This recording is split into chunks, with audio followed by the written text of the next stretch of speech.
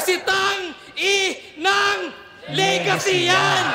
You know it's fucking done. Sa costume na nga lang nakilala si Shernan pa yung #1. Yun daw susi sa success. Well, di ikaw yung ultimate. Oo, Mikey, sa Husky at ikaw yung duplicate. Ako, 2 laban sang gabi. Naka-built-in dedication. Manalo o no, ito'y win-win situation. Grabe, lakas mag-angas dito ni GL.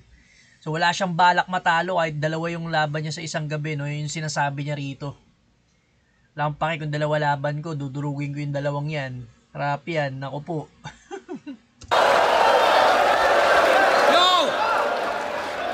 For the XP and the gold at sa Minda bars mo, yan ay pinasan ko. At ikaw naman na farmer yung fina-farm ko.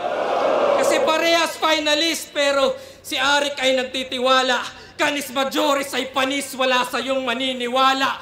Magdilim man ng liwanag, nagmarka aking talata. Mamamatay yung constellations, pero di yung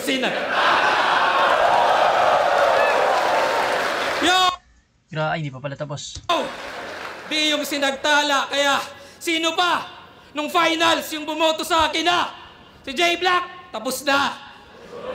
Si Tipsy, Suluni, o ganito ako mag-angas.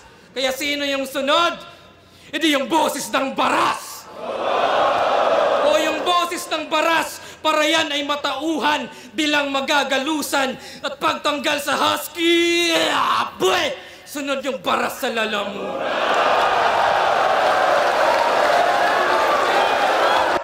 Ang ganda nung ender pa rin dito ni GL.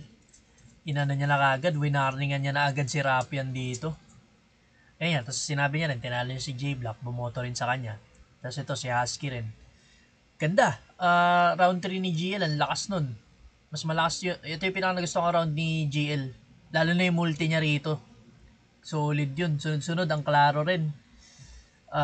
Hindi siya mahirap intindihin. Gets agad pag sinabi. Ganda. Ano pa ba?